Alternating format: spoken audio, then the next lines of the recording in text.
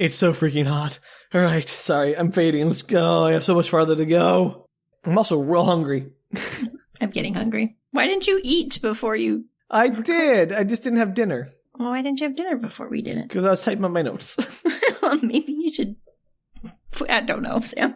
Plan better? Yeah. Thanks, Danielle. I figured that part out myself. I was trying to be nice. I know you've been busy. It's been a struggle.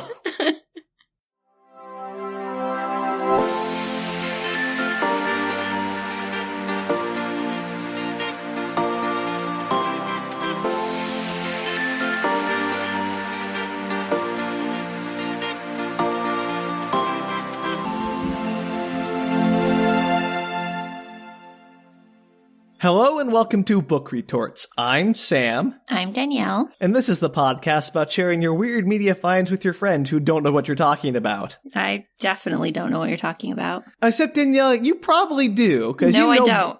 I don't.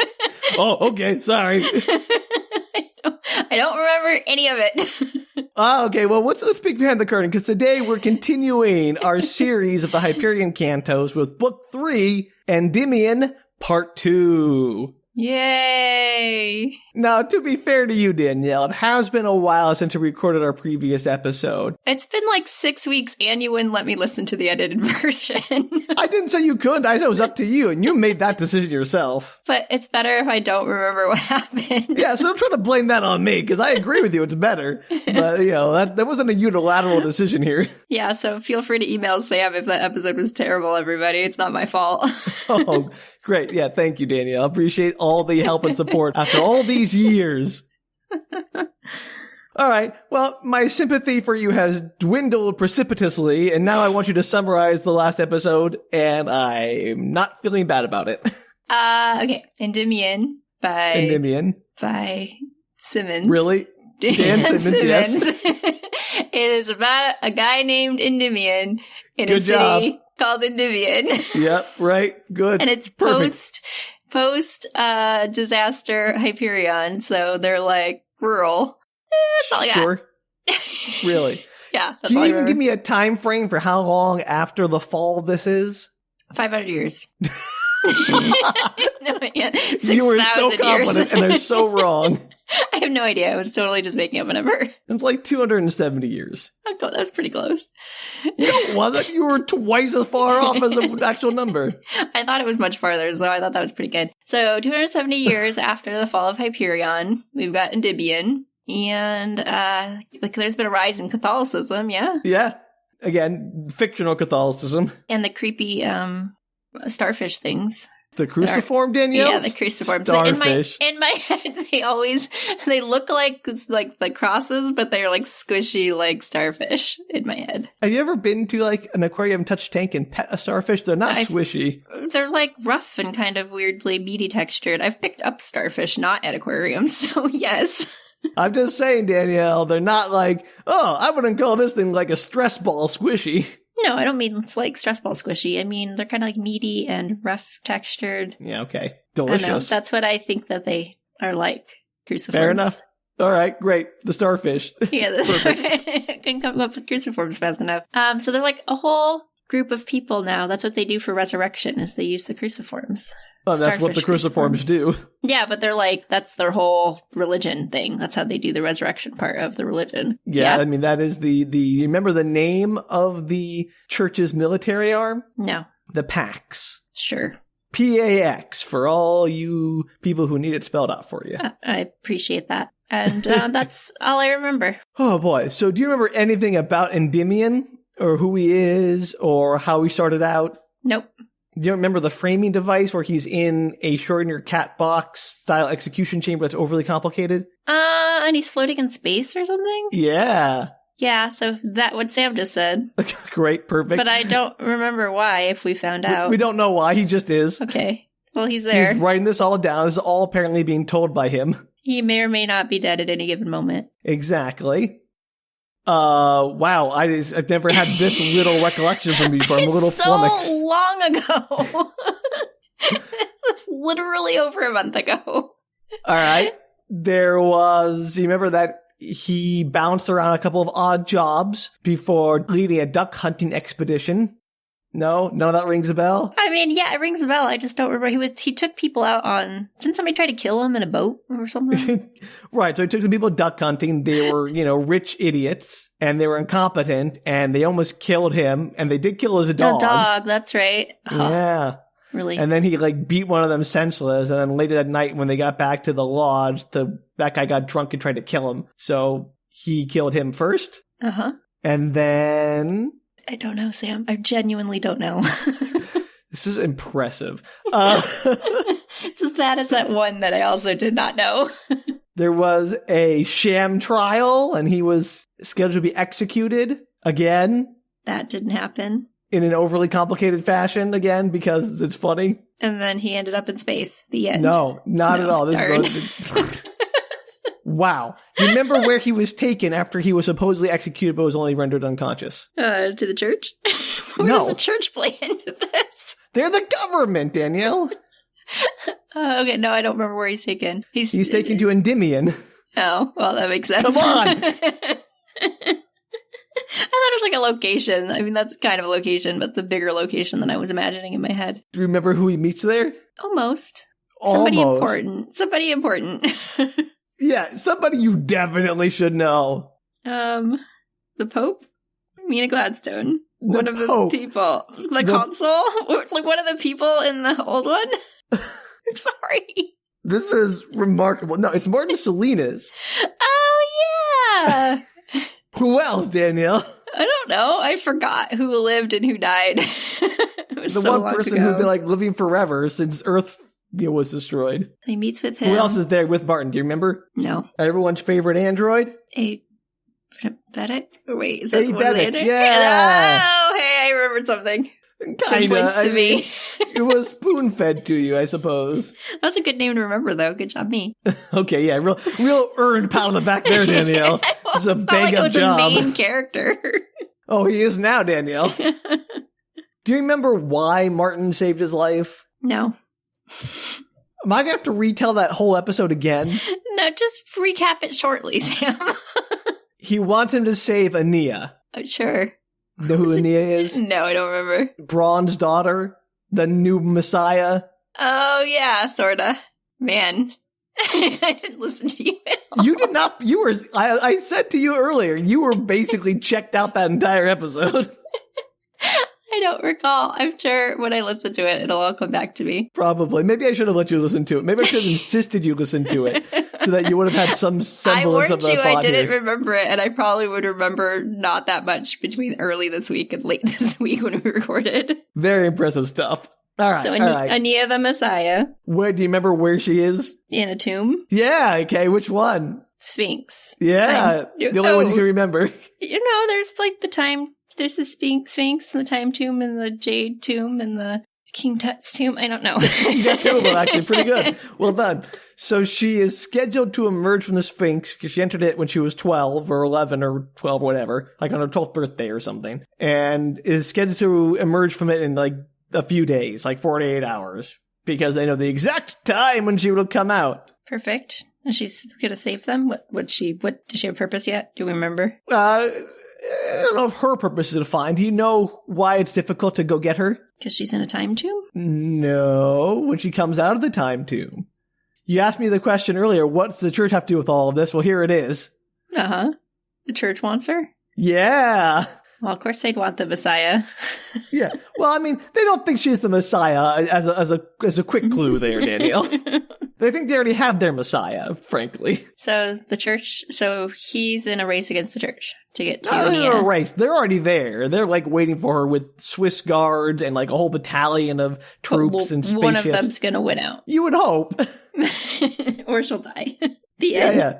The end. All right. I should also mention that the consul's spaceship is also hidden in the city, and Endymion, Raul Endymion, stumbles across it. See, I knew the consul plays into it somehow. Kinda. Also, the ship has amnesia, just for funsies. Oh, yeah, that's right, because the consciousness of what's-his-face, of one of the Keats went in. Yeah, well, that happened. That's not why the ship has amnesia. It has amnesia for different reasons. No, but that's what's in the ship. Yes, correct. All right, there's some other main characters introduced this last episode. Do you remember who the PAX person is that was introduced? No. You don't remember Father Captain Federico de Soya? No. Good stuff. All right, this is just me telling the same story twice these last 2 episodes. Already, just feel free to listen to that first episode, except I also need reminders so I can follow the second episode, so yeah, sorry. This is mostly for you, Danielle. No, de Soya was the captain of a fleet that was attacking the Ousters because they're still an enemy of the Pax for some reason when he is summoned to return to Pacem using one of their special archangel ships, right? That are those super fast ones that kill you whenever you use them. So you have to be resurrected after every use because they go so fast like a secret weapon. Yeah, I remember. No, I don't think you do, but here we go. Well, you said that, and then I remembered. That's not how the memory works, Danielle. Well, I recalled that it was a thing you told me. Yes, I remember the thing you told me when you just told me. I recall you telling me that previously. All right, I think that's most of what you need to know at this point, Danielle. We can take it from there. Perfect. That was easy. Was it? It was easy for you because you did nothing. I did most of it. Sorry. All right, well, we'll see how the next time goes as we get back into Endymion, Part 2. Yay! Endymion's an Endymion. This is going to be a significantly larger episode, Danielle, so good luck. All right, I'm ready. I'll pay more attention this time. Spoiler, I will not. But absolutely not. Hopefully we'll get back to the next recording before too long as well. Yeah, this one was delayed, so not entirely my fault. Not entirely, but, it's still impressive nonetheless. So we start back in the city of Endymion with the man Endymion. Raul is back in his room after visiting the ship and playing the piano because you remember he liked to play the piano. Who doesn't? Because we need a piano player in every book. We need multiple, apparently. Raul is back in his room when Abetic joins him just to chat. Just to note that Abetic is very differential to humans. This is commenting on how he's always serving them. And while he's mostly all organic, he's not an android in the sense of Data from Star Trek. He is flesh and blood with some enhancements, some prosthetic enhancements, but he is not a machine. Got it. But he was still designed to serve people, and so he gained satisfaction from that work. So, not slavery, he wants to serve, which feels gross. Always. Yeah. Oh, Dan Simmons. Yeah, I just gotta make that point. The book goes to great lengths to express how much Abetic likes to serve. Anyway, Raul asks him about the race of androids, as Betic describes it, and Abetic explains that he's over 694 years old. He's blue because he was designed not to resemble any other existing human race, because there was no known human race that was blue at the point when he was designed. And he's also engineered with a constant pulsing treatment, in his cells, so he can't die from old age. Well, that's handy. I won't go into his entire backstory because it's mostly just what we learned from the first book, but suffice to say, we heard about everything that matters in book 1 of Hyperion, so go back and listen to that episode. Raul then invites Abetic to accompany him on his mission, and Abetic is like, sure, I'd love to do that. Who's Raul? Endymion. Oh, his first name's Raul? Raul, like Paul Raul, with an R. Raul Endymion. Yeah, Raul Endymion. Okay, cool. Good. I'm so glad the main character are being remembered so well. I only called him, I said it was Endymion. I did remember that. Thank you very much. Endymion, like Mario and Luigi Mario, right? Endymion in Endymion. Oh, okay. So then Raul is called to dinner with Martin, who looks much better than we first saw him. Apparently he was just out of cryostasis then, so he wasn't looking so hot, but he sort of cleaned himself up. Is he ever gonna die? I mean, maybe. Can you live forever in this reality? With the cruciform, apparently you can. Does Martin have a cruciform? No, he's been using pulsing treatments and cryostasis. Right, that's why I was wondering if you could live forever that way. I don't know if it's forever, because it doesn't seem like he's doing so hot. I mean, I suppose you could cryo-freeze yourself forever. There's not much living in that, is there? No. So Martin reminisces about first hearing of the pack shortly after Aenea disappeared, and Raul finds it hard to imagine a universe without them, since they were well established by the time he was born. To Martin, the pact itself, a theocracy, was all but unthinkable in the largely secular hegemony where people tried out different religions mostly as a hobby. Remind me, Aenea, when she left, was that willingly? How did that work? Just walk into the tombs for kicks? Just wanted to? We'll get into that. Okay, we don't know that yet. We don't know, her rationale, just that she did. Okay. Perfect. So Martin then interrogates Raul a bit on why he didn't accept eternal life and the cruciform. He's like, hey, it's a pretty good deal, right? So why didn't you take it? Does Endymion have a cruciform? No. Okay. Raul does not. Do you want me to call him that instead of Endymion? No, I'm just reinforcing the fact that that's his name, Danielle, in case you forget again. I just wanted to make sure that when you said Raul, it was the same person I was thinking of in my head. The same person. So Raul then suspects Martin had engineered his execution earlier to test whether or not he would actually take the parasite, to be like, let him face death, and the only salvation is the parasite, and see whether or not he'll do it. Mm-hmm. Raul's like, I guess I passed the test. Good choice, sir. Raul finds it difficult to explain his suspicion of the church, partly due to his nomadic upbringing. He's like, yeah, we always sort of lived as free spirits. Still, he admits allegiance to the church and a tithing of every 10th year of service is a pretty reasonable deal for immortality, right? Yeah, sort of. The cruciforms creep me out, so... Yeah, they creep it out, but that's not, like, the point. Assuming you are not you, Danielle, most people would find that a pretty fair deal. Well, no, I'm not against forever life, I guess. I don't know. I don't know how much they know in that reality versus everything we know about them from past stuff. Well, they know the cantos from the way Martin wrote it, but I don't know how much that, like, gets into it. Right. So Raul finally states, my life is important to me. I want to keep it mine. And while I may not have covered it entirely, like, that's fine, but this whole section has, like, a whiff of libertarianism about it. Uh-huh.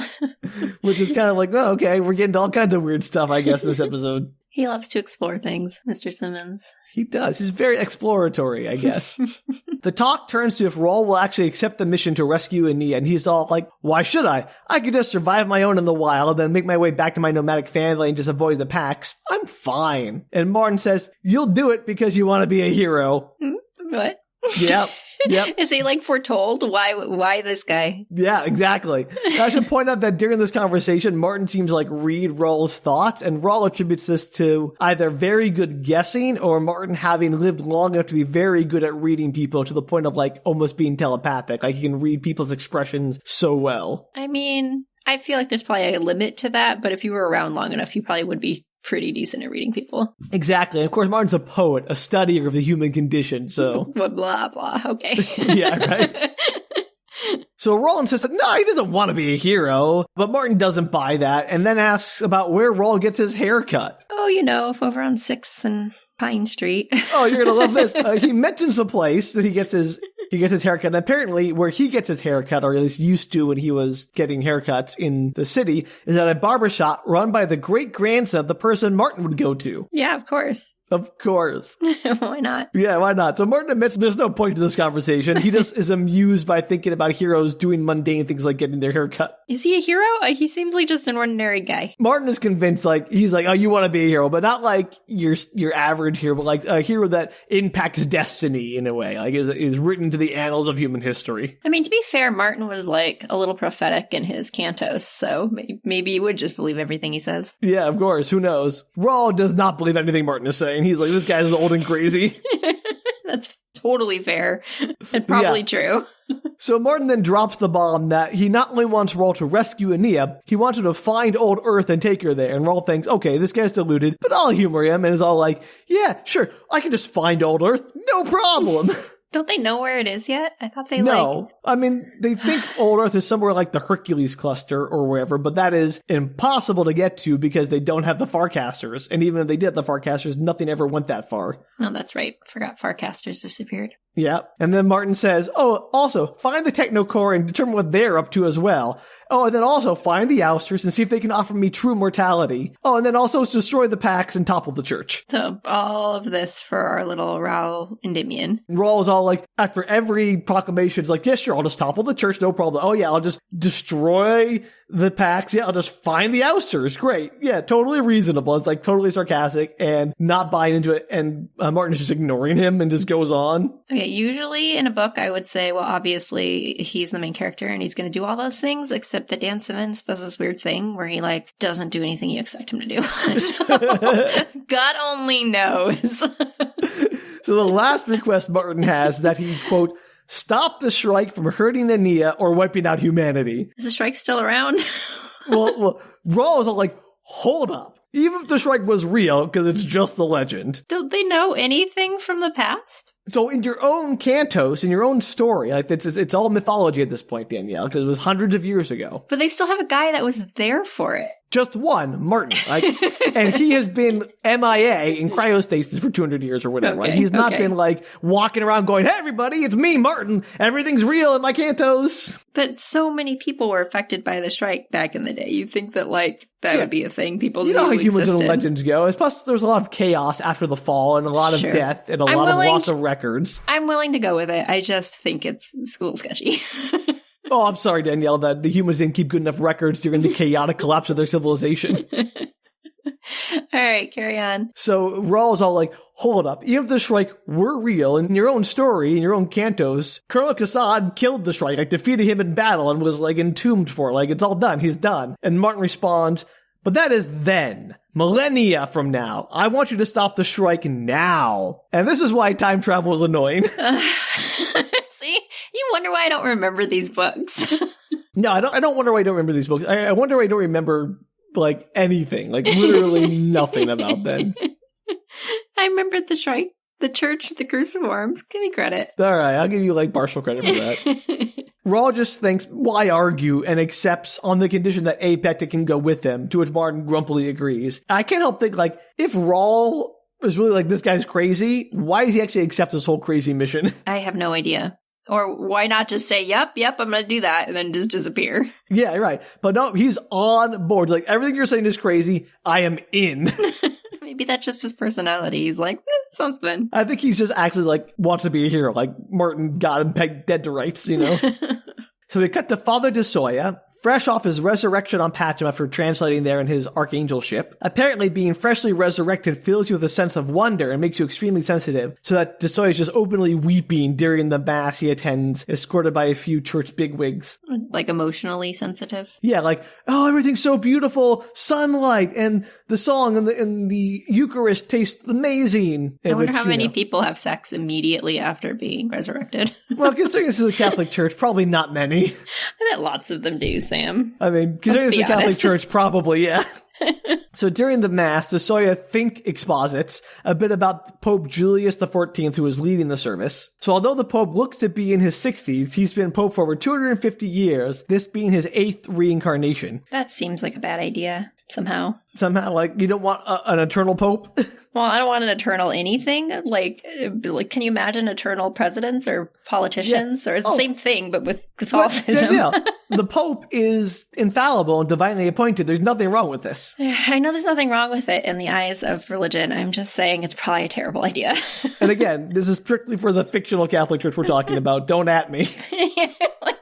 Yeah, don't add us about our beliefs about Catholicism. Fake Catholicism, not the real Catholicism. Anyway, this Pope had started out as Pope Tellard I, the so-called anti-Pope, but when he died and was resurrected as Julius XIV. So remember who Tellard was originally? No. It was Father de Ray. Remember how he got appointed Pope at the end of the last... Yeah, I remember he was Pope. So this was Pope Tellard, who was like now considered the anti-Pope. So he got, excommunicated or whatever.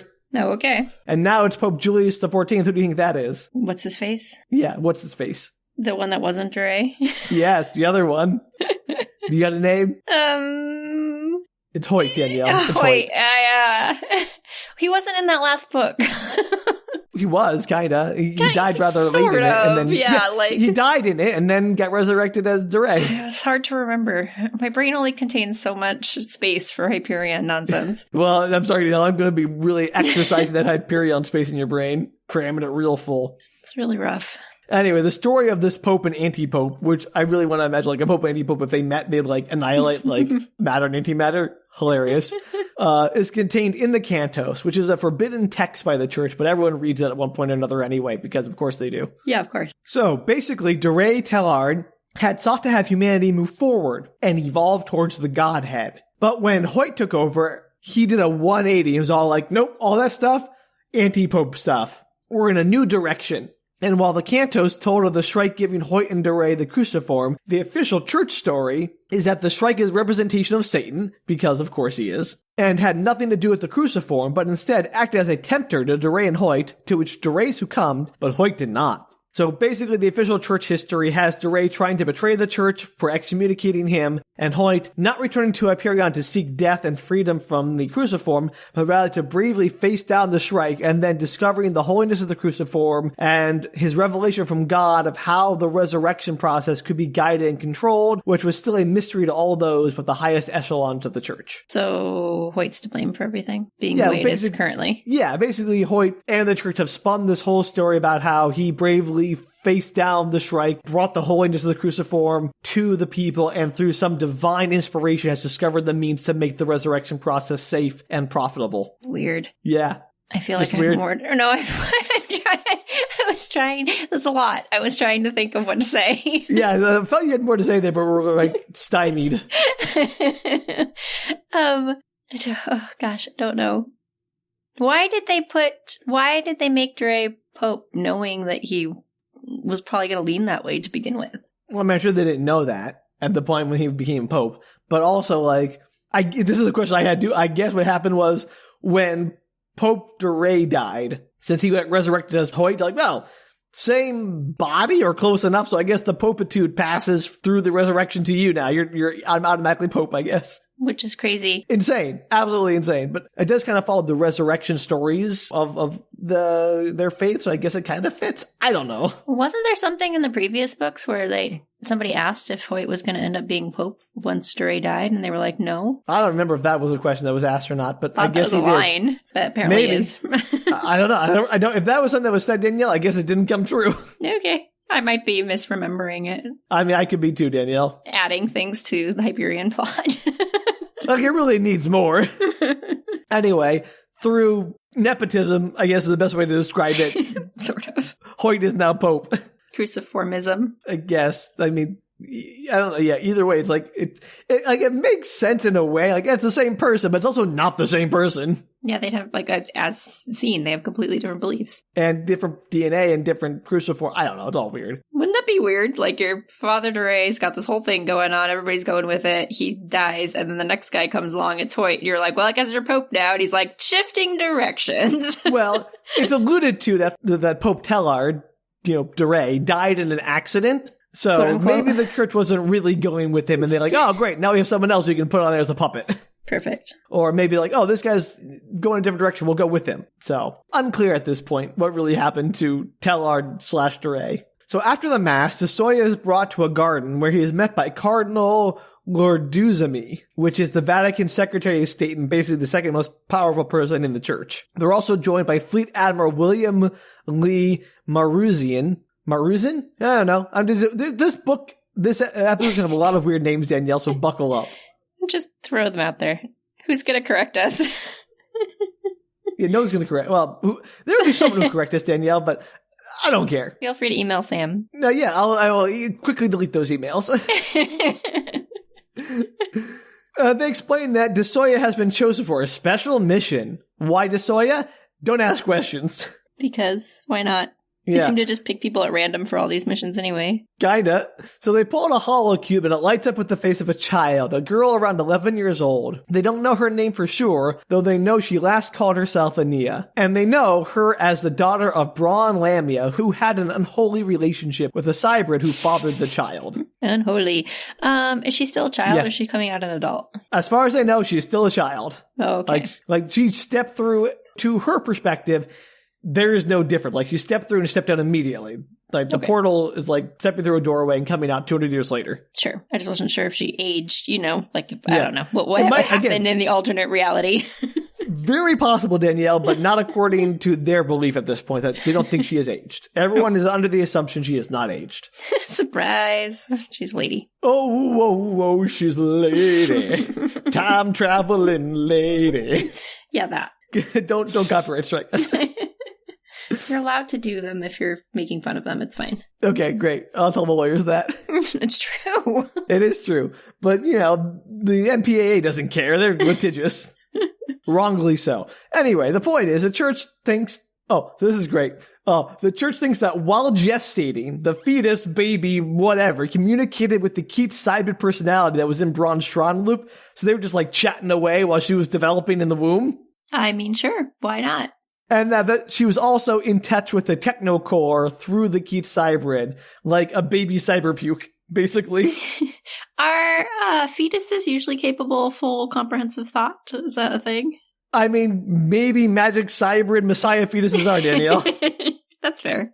This is all bonkers, but they're like, yeah, that's definitely what happened. And now the church sees the technocore as evil incarnate, and so they're like, oh, this girl is a problem. And this all shocks de Soya, of course. Of course. So they go on to explain that the child is dangerous and could destroy the church, having been programmed for evil by those dastardly AIs in the technocore. And she also has, like, magic powers of some kind that are ill-defined. That's so he can just do whatever he wants later. So she is described as a virus that could spread through humanity, destroying the faith. They explain about her emerging from the time tombs, the Pax having missed capturing her before she entered them by mere days. Like, they tried to capture her, but she went into the time tomb days before they got to her, and now they're just waiting for 200 years for her to come back out.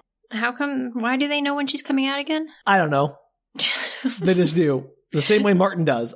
No one knows. Nothing ever makes sense in these books.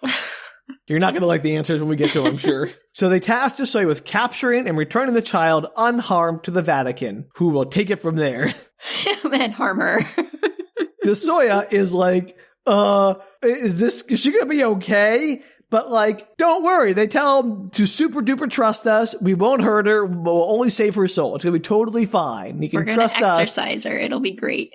The Holy See wants no harm to come to her, just to, cure her of the technocore and bring her around our way of thinking. Nothing sinister about that. Exorcism. Sure. Something, that's exactly what you're describing. It's going to be something, Danielle. I'm not sure if they describe it as exorcism, but maybe. Like future exorcism. Whatever that is. Futurexorcism. Futurecism? Perfect. So de Soya is to be given complete command and papal authority and given a brand new type of archangel ship equipped with 6 resurrection beds, including a child-sized one, presumably, that are fully automated. So no resurrection priest necessary to bring them back around. And also lots of weapons. The most advanced ship ever. So they have to, in order to be on those ships, they need a cruciform, right? Otherwise they won't resurrect. Right. Does she have a cruciform on her? Not yet, but that's part of the plan. Not yet. Throw it at her and then grab her. Kinda. We'll get to that. Starfish her face. So de Soya is not thrilled with dying again because it's not a pleasant experience. Go figure. They expect him to succeed in capturing her when she emerges on Hyperion, but if not, he's to pursue her relentlessly wherever he goes, even beyond the reach of the Pax, until he has her. This is like priority numero uno in the church. Is he going to like change sides or fall in love with her or something weird? I don't know, Danielle. It just feels like it's going that direction. I don't think he falls in love with her. Because she's a child. But we don't know that for sure, Sam. That's true. And this book would totally have a thing where they're not together when she's a kid, but then she grows up and it's fine. Danielle, you're going to love about 20 minutes from now. I'm already mad. Whatever it is, I don't like it. No, I don't like it either, Danielle. I have things to say. So as he leaves, he notices sitting on another bench in the shadows is another figure. It's the Pope! Who observed the entire conversation, so he's in on it. I wish I liked this Pope, but I'm not sure I do. He seems sinister. Why did the Shrike allow Duray, who, supported him, to die, and then Hoyt to come back? Because of reasons. Remember, who's the Shrike working for, Danielle? Himself. We don't know. But also, Duray didn't really support the Shrike. If we assume, for a moment, the Shrike is an entity of the machine UI. Sure. Pope Tellard was trying to promote humanity toward their own godhead in opposition to the machine godhead, or UI. Okay. And we don't know what Pope Julius is up to here, but it seems like he's regressing humanity away from that. So maybe that's serving the interests of the... I don't know, Danielle, but I'm just speculating here. Okay. The big DJ in the sky? Yeah, the big DJ in the sky. The big UI, DJ UI, to have just nothing but letters. Back to Endymion, Raul and Aebetic are receiving a tour of the ship from a hologram of Martin. They finish up and they sit in the living room and discuss the plan for rescuing Aenea. Raul is skeptical that he even get close to her. He's like, I'm not going to get into the valley. They're going to blast me from space, much less even get her out again. Though once they get her aboard the ship, it's faster than the pack ships generally. And as long as they have a 5 or 10 minute head start, they're golden. Mm-hmm. Raul is like, they'll just blow the ship up before we get close. And Martin is all, you're not using the ship. And Aebetic hands him a cylinder and he unrolls the cylinder to reveal. Guess what he reveals, Danielle? You're going to love it. The hockey mat. Yes, the hockey mat! Yes! I'm so good. That was a good guess. Good job. Yeah. So we, of course, get the entire history of the hockey mat again. And I'm going to share it again because every time this story is told, it changes and becomes more insane. You tell every time it's told, like new details are added and they're bonkers. All right.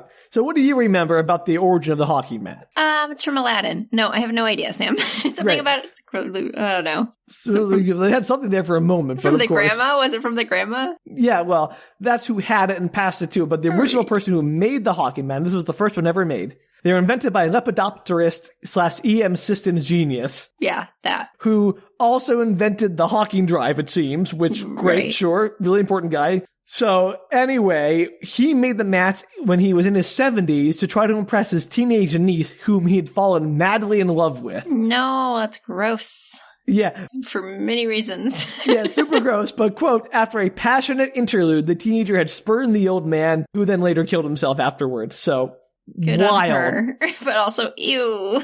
Insane. I don't know why the book keeps insisting on bringing the story back up again and again. It is gross and bonkers. Anyway, it's a mystery as to why the mat works on Hyperion, which doesn't have an EM field that supports EM vehicles.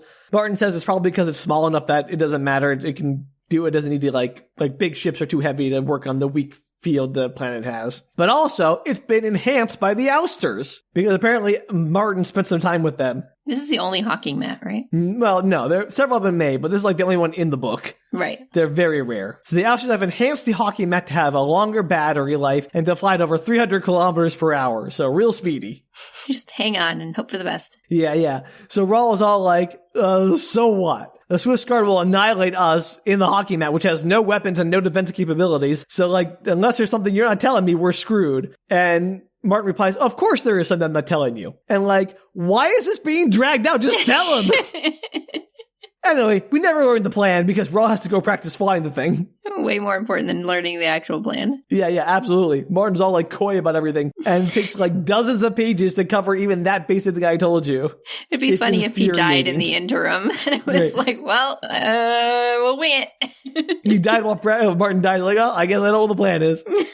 All right, so we cut to 2 hours before Aenea is supposed to emerge. A crazy sandstorm is building in the valley of the time tombs, and de Soya is there overseeing things. The Swiss Guard have been busy intercepting and destroying several drones that have been approaching the valley as distractions, decoys. I don't know. It's unclear who they are or what they're doing, but we presume the drones are coming from Martin. De Soya goes over the plan again. When the child emerges, she'll be immediately sedated and then fitted with the cruciform so that she can be resurrected after transport in the Archangel ship, now named the Raphael by de Soya himself. How dare they destroy the names of the Ninja Turtles?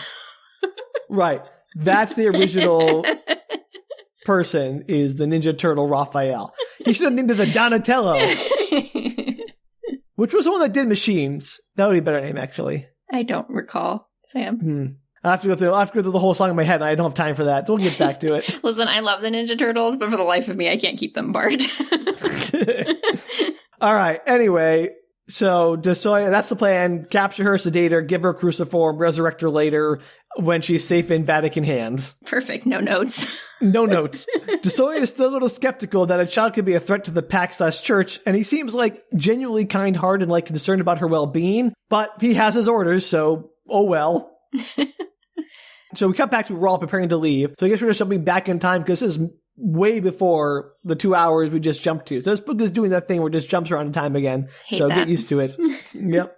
So he packs a bunch of survival stuff, which I will not list, like a knife. But the best part is he brings, quote, a soft tricorn cap that would fold away into a vest pocket when I did not need it. Which, what? When has anyone ever needed a tricorn cap? All the time, Sam. Are they superior in survival like scenarios in a way that I do not understand to other hats of any other kind? No, but it has its own song. What is that song, Danielle? Sing it for us. My hat, it has 3 corners. 3 corners has my hat. That's not a song. 3 corners, it would not be my hat. That's not a singing it, Danielle. That's chanting. Well, that's the song. Great. The point is, Danielle, if they were so good at survival hats, you think more like crazy survivalists would be in those kind of hats, which would be way funnier. Maybe he just wants to look cool while he's, like, heroing. Yeah, that must be it. He also then has a breakfast of, quote, fried meats, fruit, meal patties with syrup, which is just fancy talk for space pancakes. I was going to say pancakes? Space pancakes. They didn't want to say space pancakes, so they said meal patties, which is way less appetizing. Like, meal patties. No, I'll have the space pancakes, please. They needed a better PR team. Right? So Raul asks Martin if he'll tell him about the miracle that will allow him to rescue Aenea, and Martin just like, no, trust me on this. Just, you'll be fine. I'm like, freaking tell him! Why don't you just tell him? What's the point of not telling him? You know what? Knowing him, I think he's probably just getting a kick out of not telling him. Probably. He's probably having a lot of fun with that. Because you're probably right, because instead of telling him, Martin just recites some poetry and sends the Raul off on his way. See, told you. Was it Keats? I have no idea. I didn't like pay that close attention. Gee, Sam. So Raul takes off on the hockey mat and flies to the entrance of the labyrinth, the same entrance that Father Hoyt went to receive the cruciform from the Shrike. Well, Father Hoyt and Father Duray, I guess. But neither the Shrike or the cruciforms are there, having all been harvested by the church. Creepy. So Raul sets them out on autopilot, which follows a pre-programmed route Martin had mapped out over the course of a few months, hundreds of years ago. Raul hopes it's still accurate, otherwise he's starting to pace when he slams to a wall in total darkness. The end. The end. At 15 minutes to Aenea popping out, de Soya is standing at the entrance to the Sphinx. The sandstorm is raging around him. He requests that a certain squad, led by Sergeant Gregorius, join him and watch his back. At 1 minute to emergence, all the tombs start to show activity. All the tombs are opening. Uh-oh. Are there multiple Aeneas? We're gonna find out. It's like that Spider-Man. Like, million Spider-Man. It's welcome to the multiverse. Dan Simmons did it first.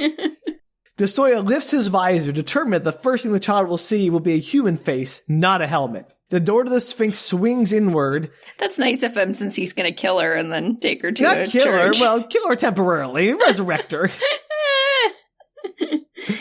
The doors to the Sphinx swing inwards, and the form of a small child appears. De Soya approaches her and tells her, don't worry, but she only looks at him sadly as another figure is seen behind her in the gloom. And then the head of the doctor with the sedative is sliced off by a massive, fast-moving shape. Does he come with the Shrike? Oh, the Shrike is there, baby! And DJ Neo with Shrike the side in the of house! Shrike. Yay! Boots and cats, boots and cats, boots and cats. Time to drop some beat in a sick sandstorm. Boots and cats, boots and cats, boots and cats, boots and cats. Did you say boots and cats or boots and pants? I said both, but I was going with cats today. Okay. Primarily. Great. Perfect. Do you actually want to drop any lyrics for those sick beats? No. Okay, great. Thank you. Sorry, everybody. I tried. De Soya rushes forward to lunge for Aenea, but collides with the Shrike and is badly hurt, spikes and possibly puncturing his combat armor. He hears Aenea cry, no! Stop! I command you! Which has about as much effect on the Shrike as you'd expect. Oh, I was hoping that she had some sway over him for some reason. Nah, not really. I mean, maybe she does later, or I don't know. But at this point, the Shrike is just ignoring her. It'd be pretty funny if this little 12-year-old could stop the Shrike. Right? So the Shrike vanishes, and Aenea comes up to the mortally wounded de Soya and whispers to him, it will be all right. And he's suddenly suffused with well-being and joy and begins to weep. So that's like her powers, I guess, is to like make him feel so happy. But he's got a cruciform, right? So Yeah, he's not like actually in mortal peril in that sense. Aenea vanishes, and Sergeant Gregorius comes and hauls de Soya off. And the panic screams over the comms growing louder as many other people, like all the Swiss Guard, completely turn to chaos. I feel bad for them, but I don't. Yeah, right? So back to Raul, who's been cruising through the labyrinth for hours, less a few brief stops to deal with his claustrophobia and vomit a little bit. What a good hero. What a great hero. He finally pops out the third cave tomb and into the massive sandstorm. He flies almost blind, seeing dark forms engaging in battle and Swiss Guard running for their lives, which astonishes him because, like, this is Swiss Guard. This is crazy. Nothing could harm them. Except the Shrike. No one tops DJ Shrike. He has a couple of close calls as wild shots go over and under him before crash landing just in front of the Shrike, which vanishes yet again. Just making appearances, I guess. Just having fun. He's like, I haven't been out in 200 years, suckers. I have so many new playlists to show you. It's like stabby, stabby, stabby, stabby. There are some massive explosions as large flying vehicles crash and blow up. In the glow of fireballs, he sees the Shrike with a small figure standing next to it, striking the Shrike with her tiny fists. And then he gets back on the mat and races towards them. Is he going to take the Shrike and Aenea on his hockey mat? Because that'd be super fun. And they do a road trip. I mean, that kind of happens later, I think. I don't remember specifically, but I do think, and this is not a spoiler because it's on the cover of the book, that the Shrike joins them for some shenanigans. Excellent. I want them to all ride the hockey mat together. So de Soya, meanwhile, is struggling to maintain consciousness as he's hauled into a scarab armored fighting vehicle by the sergeant. His leg is all but severed, and then he says, they have to find the girl, but the sergeant just goes, yeah, we'll do that, and ignores him while they plan to lift off and get him to the hospital ship in orbit. Apparently, it's real bad. Some of their spaceships have been attacked somehow. Most of the Swiss Guard are dead or fleeing, and then finally de Soya passes out. Is this not like we get the girl by any means necessary? Is that not the operation? Because you think they'd just have to keep going until they were all dead. That is the plan that de Soya had, but apparently the Swiss Guard are not on board with that. No, well, they should be better run, I guess. That's what I think. I think this is largely a secret mission, and then de Soya was the one who's your new mission is to get Aenea. They're not really, listening to him, because even though he has the people authority, he is still, just some captain, not, their commander and all that kind of stuff. It's some weird politics. Right, I'm sure. Anyway, back to Raul. As he approaches, he finds only Aenea standing there, and she looks pissed. Well, yeah, she almost got kidnapped. Put cruciform on her. Yeah, I don't think she's pissed about that. She recognizes him, or the hockey mat, not clear, and he yells at her to get on. She does, after expressing her anger at the Shrike, and they zoom off towards Keep Kronos, where Abe Bedek should be waiting for the ship. She's like, Shrike, we have talked about this. She literally goes, damn him. Damn, I thought I told him not to do that, or something like that. We talked about this. We had anger management courses. We had a whole thing. It's been 200 years. I thought we were on the same page, but you just went off script immediately. So Raul introduces himself, and Aenea is not surprised in the least by him and states that, oh, Uncle Martin sent you. And here I should point out, it's more clear in the text, that Aenea is kind of creepy. She's one of those children that talks and acts exactly like an adult. I already figured that out. That was immediately a given. Yeah, she's basically an adult brain, or almost adult brain, or adult kind of brain, not a child brain, but in a child's body. Any children that know things are always creepy. Yeah. She's one of those oh, she clearly is omnipotent. Think the childlike empress or the Paul Atreides' younger sister kind of thing. Mm-hmm. So they get to the keep. All the Swiss Guard that were there are dead. And Aenea merely says, damn him, again at the sight. They fly to the open arc of the ship and zoom off. In space, de Soya wakes up on the hospital ship. He was out for 40 minutes, so good job him. He did excellent work. 100% did what he went there to do. I mean, to be fair, the Shrike is always going to win. You're not going to win against the Shrike. They want to perform surgery on him, but he demands to talk to the captain of the ship first, as well as Sergeant Gregorius. Things went badly. The captain is given a report about how they're gathering the enormous amount of the dead people for resurrection and doing their best to save those still alive. De Soya learns that the girl escaped on a ship that's currently making a run to spin out to C+ translation. They have no idea who or what they were fighting that could have done all of this damage to them and their ships. All the captain knows is that thousands of armored things appeared everywhere at the same time, and then in 5 minutes, they were defeated. Man, if only they believed in fables. Well, Gregorius steps in to interrupt the captain and say, it was just one thing. It was the Shrike. And he explains that from his perspective on the battlefield, he saw just one Shrike do a ton of damage and disappear in 30 seconds. It only appeared to be everywhere at once because it was moving so quickly. And the rest of the damage was done by the panicked packs shooting each other on accident in the chaos. So, the Shrike appeared, did a bunch of terrible things, a bunch of people died, panic ensues, then it left, and the panic continued, and they all, were friendly firing each other. I mean, did it kill that many people? Maybe it was just pulling pranks all over, and then everybody was mad and started shooting each other. I think what it was doing was hey, do you want to hear my mixtape? And hey, it's everyone was dying in panic. He's like, this never works for me. I just want to be famous. So de Soya orders that one of the remaining ships be sent out immediately to follow the escaping ship and track where it translates so they can follow it later, and to follow it through C+ translation, and no matter what it takes, the ends of the galaxy if necessary. He then orders that he not be operated on because he's about to be murdered anyway by his own ship, so what's the point? That's fair. And instead that he, Gregorius, and the two remaining squad mates, the two surviving squad mates Gregorius has, all be brought to the Raphael. So the next chapter starts with a little narration by Raul writing that orbital execution chamber. Oh yeah, that's right. Yeah, that's right. The framing device presumably this whole story is written under. So he says he thought it would be difficult to remember Aenea as a child since he has so many memories of her many years later. Like the first time they had sex in 0G. See, I knew he was into her. Somebody was going to be into Aenea. Yeah, it's a whole thing. Anyway, they're all on the ship. Raul and Aenea are covered in dirt from the sandstorm. The packs have not followed them yet because they're too busy dealing with the chaos. And Raul is confused, and Aenea says, "It's the Shrike. Mother and I had hoped it would not happen like that, but it did. I am so sorry." How old's Raul? Raul's like early to mid-20s. Okay. What? Nothing.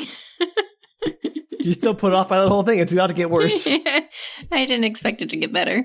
She recognizes Endymion's name since it's like the poem her father wrote, which I guess she identifies her father as Keats, but the real Keats wrote the poem, not the hybrid Keats. So I don't think that really counts. I think she's like just assuming things there. So she's pleased to learn Martin is still alive, or as she says, Uncle Martin, and is glad she arrived in the year she expected. When Raul mentions the packs and how they control everything, Aenea responds, "We thought it might go that way. My dreams got that right, too." So there's a strong possibility that everything that's been planned out is based on the dreams Aenea has been having.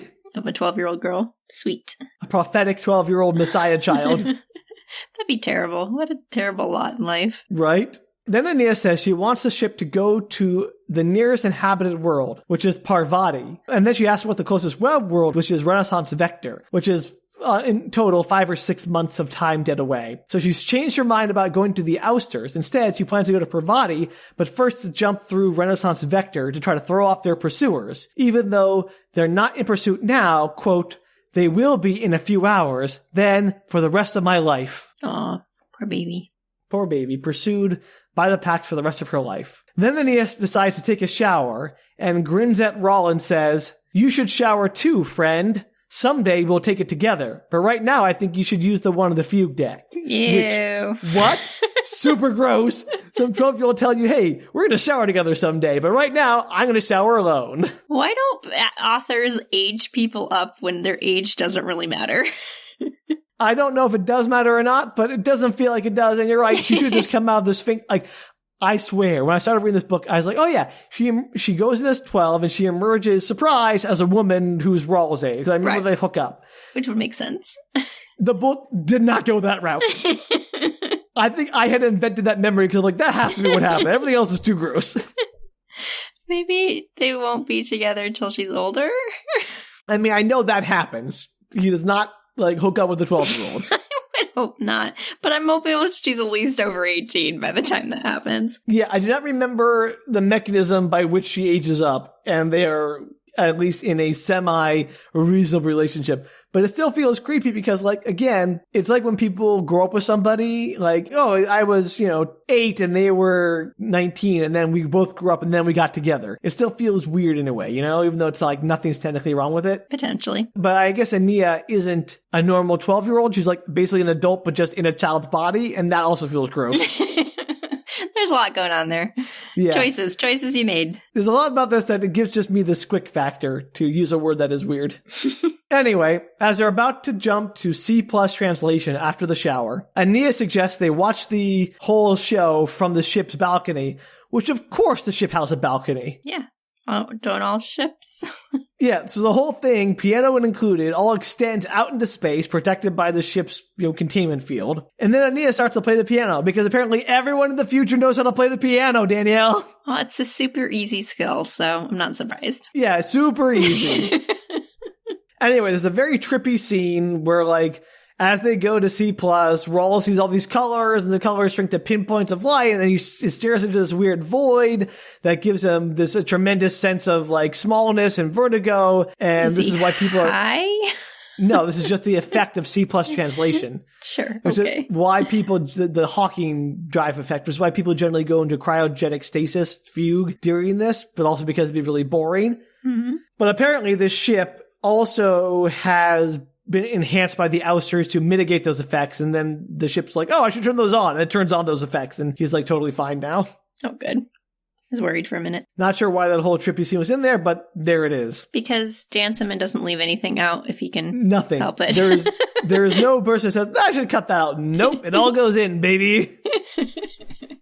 So they go back inside and discuss how they can get through the Parvati system and onto Renaissance Vector without being captured. And Raul's all like, oh, it's fine. We have a head start on them. Their nearest ship is going to be hours behind us, so we'll just, translate from one to the other. But Aenea has an intuition that they'll be there ahead of them, waiting for them somehow. And this is because Raul doesn't know about the Archangel ships and how they can get places instantly, basically. Right. So Aenea asks Raul to fill her around the present. She's like, I've been gone for 200 years. It only felt like a moment to me, but tell me about everything. So he does. And when he mentions how they changed the name of Hyperion's capital from Keats to St. Joseph, she laughs like, yeah, father would have liked that. He'd been cool with that.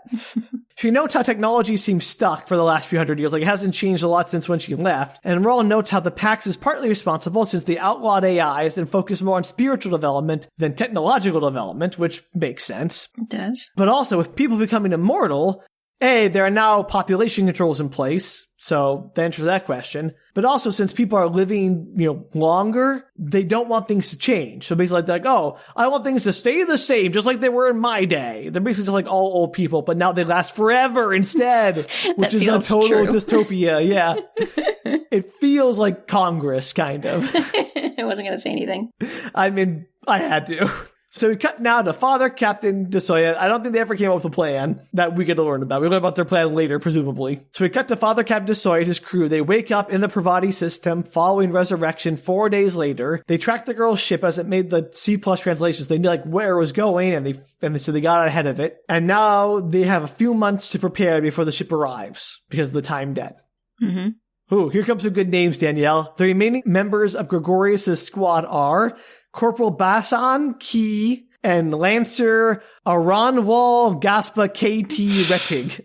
Did you just type letters into the keyboard? Hope for the best. It feels like it. I don't know. They're all recovering from resurrection and start to make plans. While Parvati is part of the Pax, it's mostly a Hindu planet, and so they don't really expect to get much cooperation from the populace if the girl goes into hiding on the planet, besides which the planet is 99% empty space anyway, so it'd be a really easy place to hide on. Mm-hmm. So de Soya lays out a plan to sleep in cryo until a week or two before the girl is set to arrive. And then when the ship arrives, they're going to rush close to it before it can use any weapons that the ship might have. And throw a cruciform on her face. Yeah, exactly right. They're going to go, surprise, cruciform! Here you go, psych! And then Gregorius and his squad will basically board the ship and capture the girl, trying not to kill anyone, de Soya says, but only doing so if necessary. Retig then asks, hey, what if the thing between them and the girl is like the Shrike? What are we going to do about that? And Gregorius smiles and says, I think we can bring a few surprises for it, which feels to me like he needs a dehumidifier. I was like, yeah, that's not going to work. Didn't he just see the Shrike kill a zillion people in 30 seconds? It's I got to the Shrike just wiped out ships and people and everywhere and all at once, but I can handle it. We just weren't prepared. We just weren't prepared last time. We'll be prepared this time. I swear, this book makes a continuing case for the need for a dehumidifier. I do think there's a need for that. No better advertisement than this series. You can support that at patreon.com/bookretorts. Well, we're going to wrap it up there, Danielle, with them all having their plans, and we'll see how they pan out next time. Oh, wild. Yeah, absolutely insane. Dehumidifiers, wave of the future. Wave of the present, hopefully. Oh, so there you go. Part 2 of Endymion. We're in the thick of it now, and it's getting weirder. And I will absolutely try my best to remember it next time. That's okay, Danielle. This episode was a lot more insane. The first one was just all establishment stuff, background. Yeah, I think that's why I had a hard time with it, because there was no actual plot. Yeah, and that's fair. I felt the same way. That first episode was kind of nothing but establishment. But now I feel we're getting into it, and it's feeling oof. I don't know where it's going. I honestly have no clue. It could go anywhere. Yeah, you never know with him. All right. Well, I hope you're looking forward to next time because it's going to be wild. I'm so looking forward to next time. It's going to be great. If anyone out there has an explanation for like how everyone knows about things that isn't Aenea's dreams, well, I'd love to hear about it. Or can explain to me, I'm sorry, I'm blanking on good outros. This book has broke me. It's the heat, Sam. It's the heat. It's probably the heat and the book and just the exhaustion. See, here I am in a sweater and you're dying. If anyone wants to send us the playlist they think that DJ Shrike put together during his 200-year trip through the time tombs, we would love to hear those playlists. Is it an updated version of the playlist I already sent you? It could very well be. We have no idea. But if you have your own, you can send them to us at bookretorts.com. You can also tweet, Instagram, or Facebook us at bookretorts. And as Danielle mentioned, if you want to help us build that dehybridifier, which is desperately needed, you can do so at patreon.com/bookretorts. Patreon, dehybridifiers. That was our best invention. Best idea we've ever had, Danielle, so far. Except maybe the mall guard dogs. What was the last one? Werewolves? The werewolf guard dogs. Yeah, the guard dogs that are just dog, like the all guard dog guard crew. That's like a great idea. Yeah, for malls. I still think that's a pretty good idea. Two great ideas, same great taste, or something. Oh, Hardy Boys, we love you. Hardy Boys and Hyperion, the same, basically. The same. We've already established that everything's the same as Hyperion. Pretty much. All right, well, until next time, really don't underestimate the Shrike. Yeah, don't do it. Well, until then, bye. Take care, everybody.